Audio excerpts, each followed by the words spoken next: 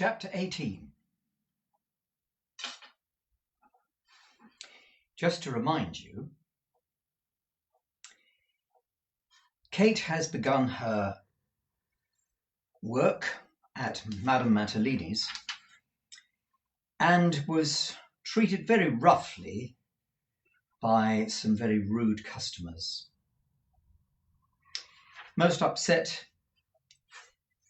she walks home with her mother, who, as usual, prattles on about inconsequential things, but is comforted by a letter that she has received from Nicholas, which gives a very misleading account of his situation at Dotheboys Hall. And as the last sentence of chapter 17 had it, poor Kate, she little thought how weak her consolation was, and how soon she would be undeceived.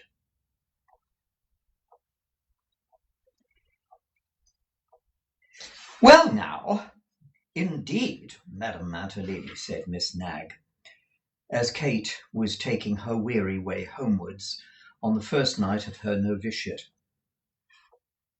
That Miss Nickleby is a very creditable young person, a very creditable young person indeed. And upon my word, Madame Mantalini, it does very extraordinary credit even to your discrimination that you should have found such a very excellent, very well-behaved, very unassuming young woman to assist in the fitting on. I have seen some young women, when they had the opportunity of displaying before their betters, behave in such well,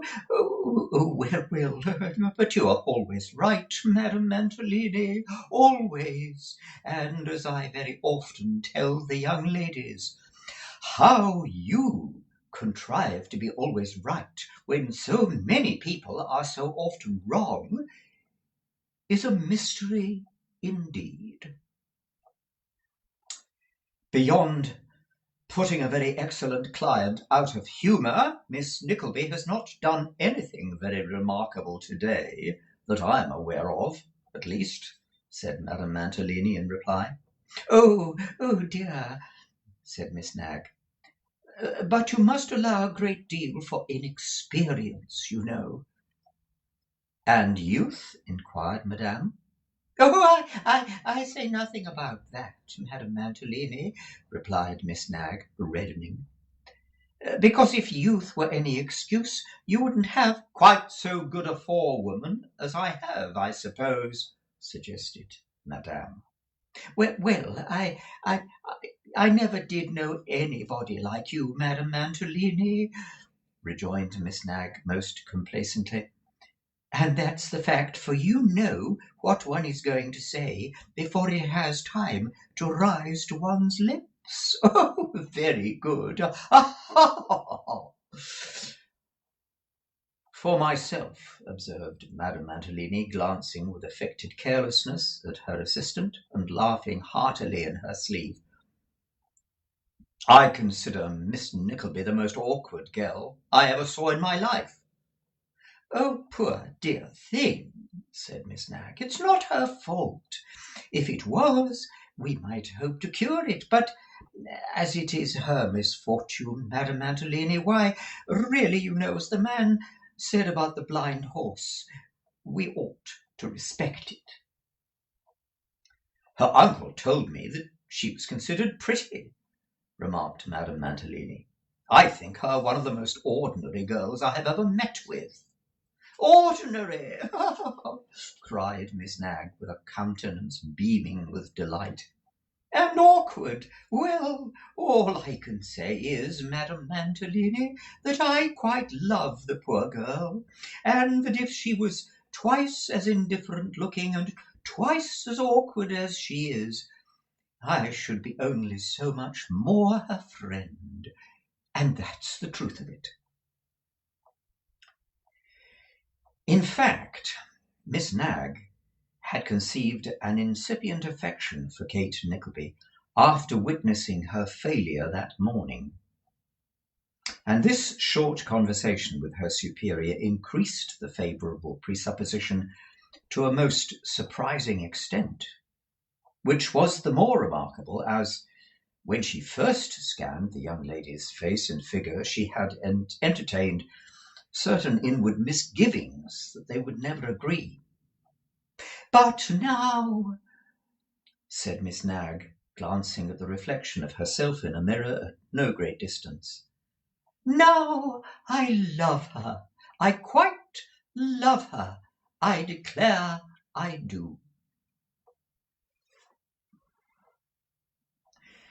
At this high point, Miss Nag's friendship with Kate remained for 3 whole days, much to the wonderment of Madame Mantalini's young ladies, who had never beheld such constancy in that quarter before. But on the 4th, it received a check no less violent than sudden, which was thus occurred. It happened that an old lord of great family, who was going to marry a young lady of no family in particular, came with the young lady and the young lady's sister to witness the ceremony of trying on 2 nuptial bonnets, which had been ordered the day before, and Madame Mantalini announcing the fact in a shrill treble through the speaking pipe which communicated with the workroom, Miss Nag darted hastily upstairs with a bonnet in each hand and presented herself in the showroom in a charming state of palpitation intended to demonstrate her enthusiasm in the cause. The bonnets were no sooner fairly put on than Miss Nag and Madame Mantalini fell into convulsions of admiration. "A most elegant appearance," said Madame Mantalini. "I never saw anything quite so exquisite in all my life," said Miss Nag. Now, the old lord, who was a very old lord, said nothing, but mumbled and chuckled in a state of great delight, no less with the nuptial bonnets and their wearers than with his own address in getting such a fine young woman for his wife. And the young lady, who was a very lively young lady, seeing the old lord in this rapturous condition, chased the old lord behind a cheval-glass, and there kissed him, while Madame Mantalini and the other young lady looked discreetly another way. But, pending the salutation, Miss Nag, who was tinged with curiosity, stepped accidentally behind the glass and encountered the lively young lady's eye just at the very moment when she was kissing the old lord. Upon which the young lady, in a pouting manner, murmured something about an old thing and great impertinence, and finished by darting a look of supreme displeasure at Miss Nag and smiling contemptuously. "Madame Mantalini," said the young lady. "Ma'am," said Madame Mantalini, "pray have up that pretty young creature we saw yesterday." "Oh, yes, do," said her sister.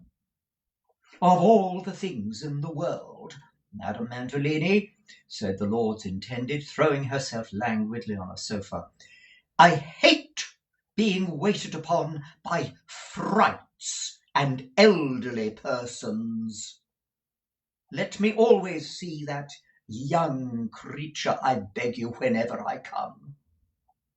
"By all means," said the old lord. "The lovely young creature. Ha! By all means." "Everyone is talking about her," said the young lady in the same careless manner, "and my lord, being a great admirer of beauty, must positively see her." "She is universally admired," replied Madame Mantalini. "Miss Nag, send up Miss Nickleby, and you need not return."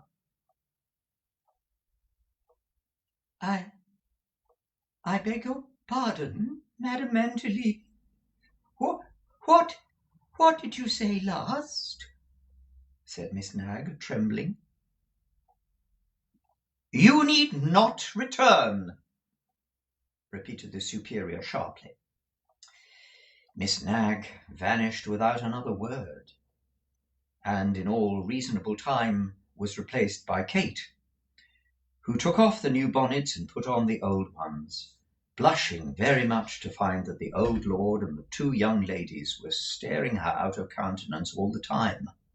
"Why, how you colour, child!" said the lord's chosen bride. "She's not quite so accustomed to her business as she will be in a week or two," interposed Madame Mantalini with a gracious smile. "I'm afraid you've been giving her some of your wicked looks, my lord," said the intended. "No, no, no," replied the old lord. "No, no, no. I'm going to be married and lead a new life. Ha, ha, ha, ha. A new life. Ha, ha, ha, ha. It was a satisfactory thing to hear that the old gentleman was going to lead a new life, for it was pretty evident that his old one wouldn't last him that much longer.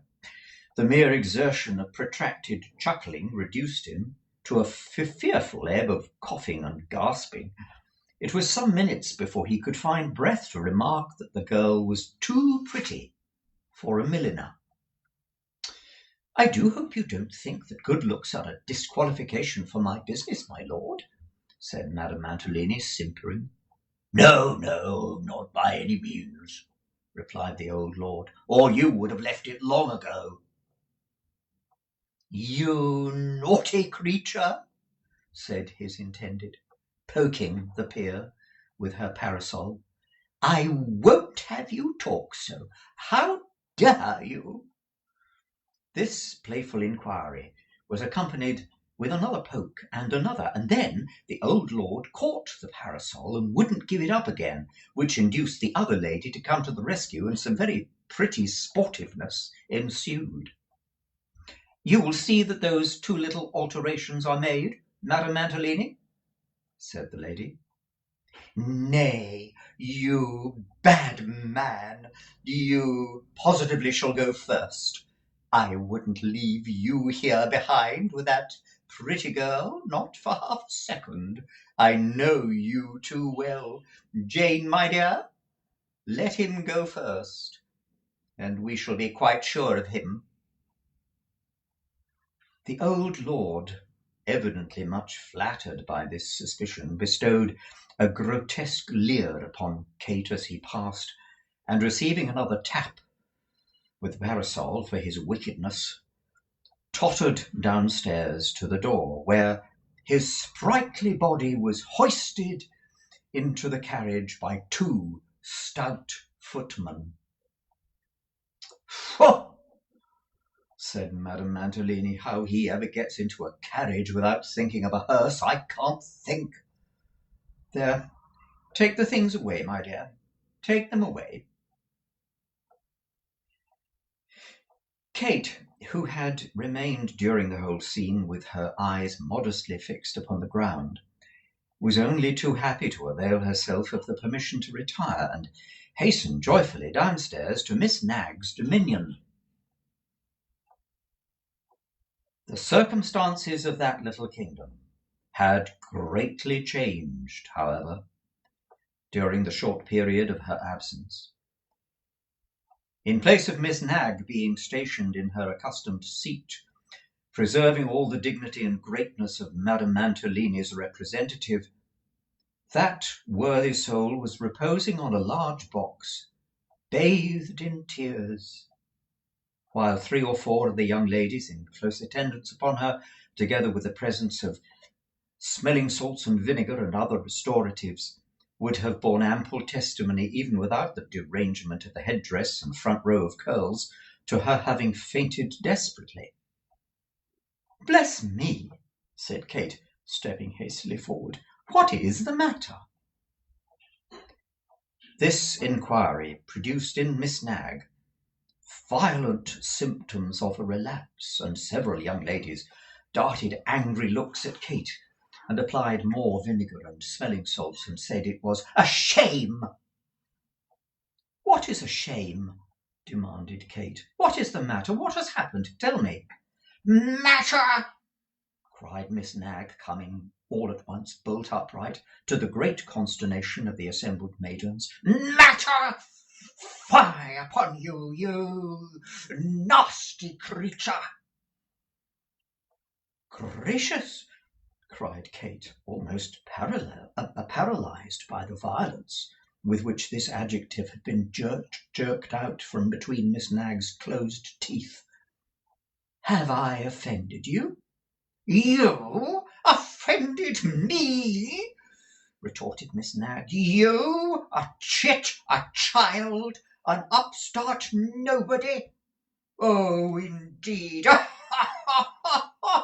Now, it was evident, as Miss Nag laughed, that something struck her as being exceedingly funny, and as the young ladies took their tone from Miss Nag, she being their chief, they all got up a laugh without a moment's delay, and nodded their heads a little and smiled sarcastically at each other, as much as to say how very good that was. "Here she is," continued Miss Nag, getting off the box and introducing Kate with much ceremony and many low curtsies to the delighted throng. "Here she is. Everybody is talking about her. The belle ladies, the beauty, oh, you barefaced thing!" At this crisis Miss Nag was unable to repress a virtuous shudder, which immediately communicated itself to all the other young ladies, after which Miss Nag laughed, and after that cried. "For 15 years," exclaimed Miss Nag, sobbing in the most affected manner, "for 15 years I have been the credit and ornament of this room, and the one upstairs, thank God," said Miss Nag, stamping first her right foot and then her left with remarkable energy. "I have never in all that time till now been exposed to the arts, the vile arts, of a creature who disgraces us all in her proceedings and makes proper people blush for themselves. But I feel it, I do feel it, although I am disgusted." Miss Nag here relapsed into softness, and the young ladies, renewing their attentions, murmured that she ought to be superior to such things, and that for their part they despised them and considered them beneath their notice, in witness whereof they called out more emphatically than before that it was a shame, and that they felt so angry they did, and they hardly knew what to do with themselves. "Have I lived to this day to be called a fright?" cried Miss Nag, suddenly becoming convulsive and making an effort to tear off her front. "Oh, no, no, no," replied the chorus. "Pray don't say so. Don't. "Have I deserved to be called an elderly person?" screamed Miss Nag, wrestling with the supernumeraries. "Don't think such things, dear," answered the chorus. "I hate her!" cried Miss Nag. "I detest and hate her! Never let me speak to her again. Never let anybody who is a friend of mine speak to her. A slut, a hussy, an impudent, artful, hussy! Having denounced the object of her wrath in these terms, Miss Nag screamed, hiccuped twice, gurgled in her throat several times, slumbered, shivered, woke, came to, composed her headdress, and declared herself quite better. Poor Kate had regarded these proceedings at first in perfect bewilderment. She had then turned red and pale by turns, and once or twice essayed to speak, but as the true motives of this altered behaviour developed themselves, she retired a few paces and looked calmly on without deigning a reply. Nevertheless, although she walked proudly to her seat and turned her back upon the group of the little satellites who clustered round their ruling planet in the remotest corner of the room, she gave way in secret to some bitter tears, as would have been gladdened Miss Nag's inmost soul if she could have seen them fall.